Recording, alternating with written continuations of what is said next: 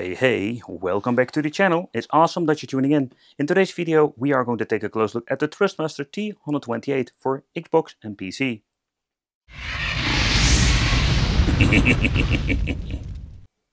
I've been reviewing all kinds of Thrustmaster. The T128, I have a little bit of a bad experience with this, and this has to do when I was actually buying it. However, I will explain what I mean with this. So this wheel can be used for Xbox, PC, and is this thing really worth it? Because it is a cheaper racing wheel, and in this video we're going to checking out, is this thing really worth it when it comes to the force feedback and the overall gaming experience. It does have like pedals included, and that is something you need to take consideration. Not with every model you're having this. And also when it comes to the quality, how is that? So when it comes to Thrustmaster, they do have some interesting things going on, particularly when it comes to, let's say, the special hybrid drive, or in other words, the force feedback system they're using when it comes in combination with the belt and the gear drive system. Okay, so why I have a double feeling with this product? Because when I've bought it, yeah, I've paid a lot of money for it. Think about 100, and I think it was like even 190 freaking dollars/euros. But after, let's say, a very short time period, after I had it in my storage for testing, I realized that they put it in a discount for around 150 now. But nevertheless, is it really worth it that money? I think because with this cheaper price point, it's going to be more interesting than maybe another model from Logitech or Thrustmaster itself. It comes with the bracket, the racing wheel, and a separate power supply. So everything is going to be implemented in here, even in Game Pass if you want to. And everything is going to be instruction how you need to connect it. Let's do a quick unboxing, because I'm really curious how this will play and actually perform. Ooh, you get a lot of cables. Okay, so let's do a quick overview. What are we getting when it comes to, let's say, the package itself? Because it does contain a lot of goodies and a lot of extras. And connecting this is going to be different than the other racing wheels I've reviewed here. In the package, we're getting the racing wheel itself, the pedals, then we're having a power supply. The power supply is kind of strange. You're using an 18.5 volts. In total, is it a 48 watts that we're getting. The cable that goes in the other side of the power supply. We're having the normal USB-C to the USB and more like an extension cord. And that has to do with the way how you need to connect the racing wheel itself, because it's slightly different than all the other models. Well, let's take a close look at the wheel itself. It does have a very nice weight to it. We could use it in the gym like that. Oh yeah, no, just kidding, of course. The first thing I noticed that they're using a very compact design when it comes to the racing wheel itself. So what I mean with compact design is when you're looking at the body itself. The body is very compact and very small. Maybe it's even very convenient if you want to put this thing on, let's say, a racing simulator itself. But however, the cheap feel is something that is a little bit disappointing. So first of all, this thing is fully made out of plastic when it comes to wheel. No like leather or rubber compound, nothing at all. So when it comes to the controls, everything is on the wheel itself. There's going to be needing for, let's say, navigating through the menu itself.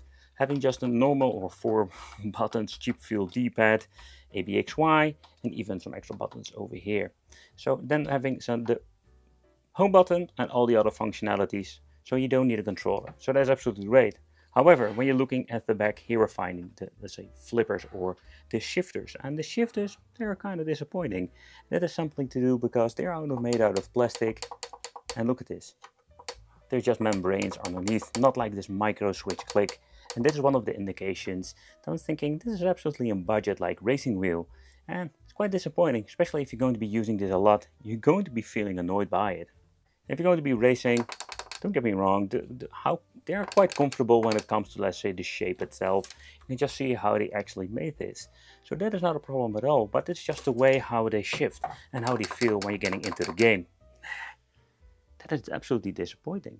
Another fun thing I just wanted to check out is the way how the force feedback feels and the rotation of the wheel.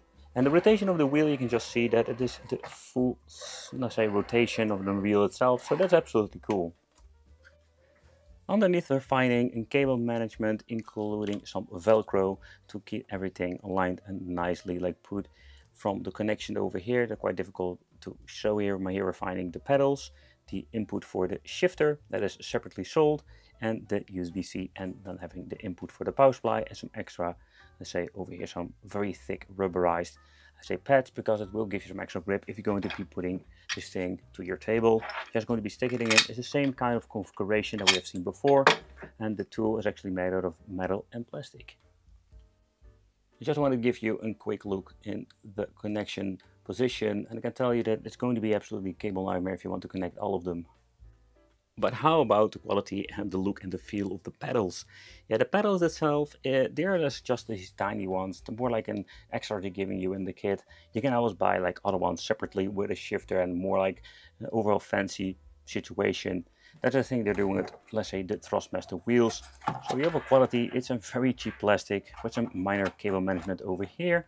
And then, of course, we're having the connection, what I understand of their special connections in the pedals itself for the best overall response. But when you're looking at when you're looking at the resistance, even acceleration, they give this thing quite a lot of resistance, but with the brake, man, this is absolutely great. Okay, so one of the things I was really curious about is how strong this force feedback is. So with the Forza 7 Motorsport, we're also going to be using some shifters. And I must say, when you're actually going to be playing, it doesn't really feel that bad. I personally prefer to have a metal shifter with a micro switch underneath.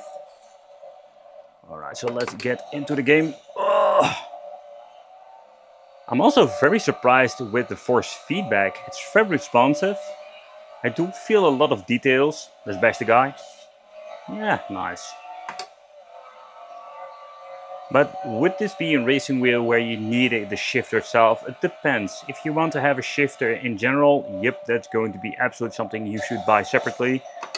But so out of the box, nice feedback for actually a budget racing wheel. The comfortability when it comes to, let's say, the racing feel itself, it feels quite comfortable to hold. I do feel all of the details, especially when you're getting into the corners. Oh, there we go. Oh. And particularly with the smaller details, I find it very pleasant.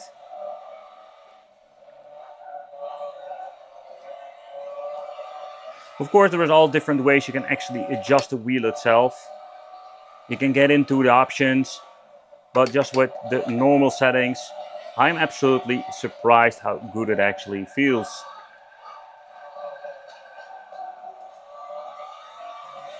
The next game I wanted to check out is Dirt 5. I love this racing game, but this is absolutely important that you have good force feedback. And the reason why, you just need to feel everything in the game. This is a very, let's say fast-paced arcade/simulation racing game. Oh, with cheesy computers. Oh. But the force feedback is not disappointing here. I do miss out a lot of details. You can just, when you're getting into the corners, you can just feel the steering wheel steering against you. But I have noticed with, let's say, other games and other racing wheels that the combination, sometimes you have all kinds of crazy details you can feel because you're driving on gravel, sand, and asphalt and everything else. It's a lot of fun, but I think with these racing wheels, this is a great example that these games can be played just fine, but for more detailed, we need to have a different racing wheel or better configuration in general. So one of the things is when you're going to be launched yourself, yep, that's the way. If you're going to be launching yourself from, like, say, the bridge, getting back on the ground itself, that were the moments when you just feel the feedback of the wheel differently. And I had exactly that experience. Only when I'm jumping or bouncing on the ground, I only felt that minor, let's say, bump. Maybe we can adjust it when it comes to, let's say, the software or the program inside of the game itself. But out of the box, this is absolutely a lot of fun. Next up, Need for Speed Heat. I just want to see how this game will react to the overall feedback and software configuration. I've been testing this game with a couple of, say, racing wheels, and the force feedback is so much different because this is more of an arcade racer. But the details of, let's say, the road and everything is happening, it's amazing. Whereas some of the racing wheels felt stuttering when it comes to the feedback, this feels really smooth. At the point I was basically having some airtime, then I felt the racing wheel coming alive. And I mean, in particular, when you're having the force feedback, just giving you some pressure against the wheel itself. This is one of the ways when you're going to be using the brake. Force feedback, change it out.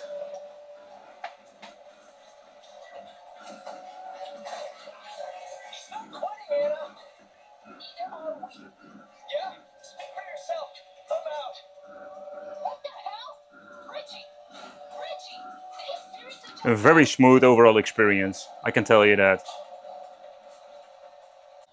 Another game I love to try is Formula 1.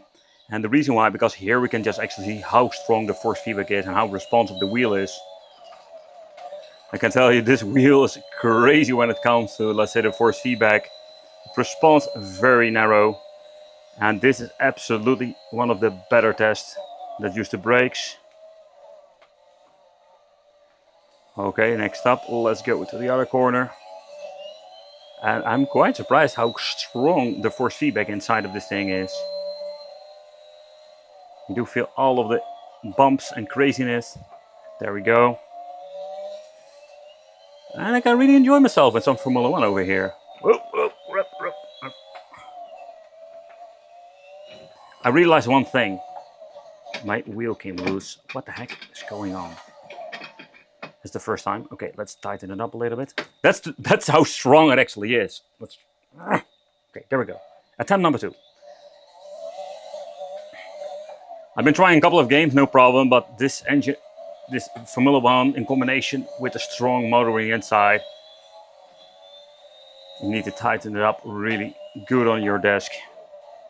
Oh, there we go.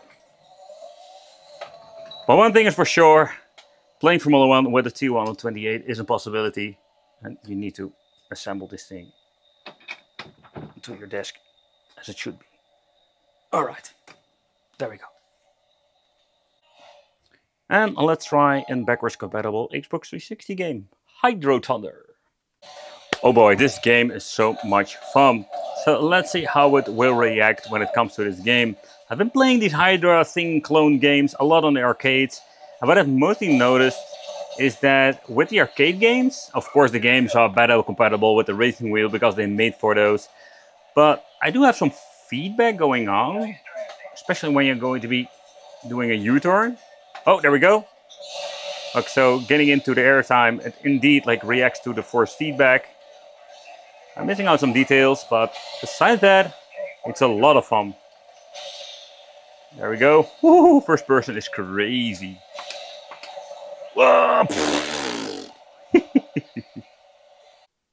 Thrustmasters has way too many racing wheels, and all of them have like the positive and the negative sides. But when you're looking at the positive and the negative, there's a lot to tell when it comes to this particular T128 model. So to begin with, let's take a close look at the wheel itself. So the way how this thing is made is kind of disappointing with all plastic. And it's kind of disappointing because when you're looking at the motor itself, it's very responsive in combination with all of the different games we've played. And I loved all the overall, let's say, compact design. The shifters, they work great, but yeah, it's not the overall, let's say, experience you want to have.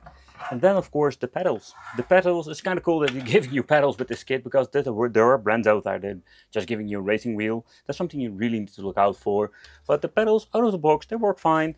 I find it very responsive and very pleasant to play with. So the combination itself, it's not the most perfect wheel out there, but if you can get this thing cheap, maybe it's still something worth buying.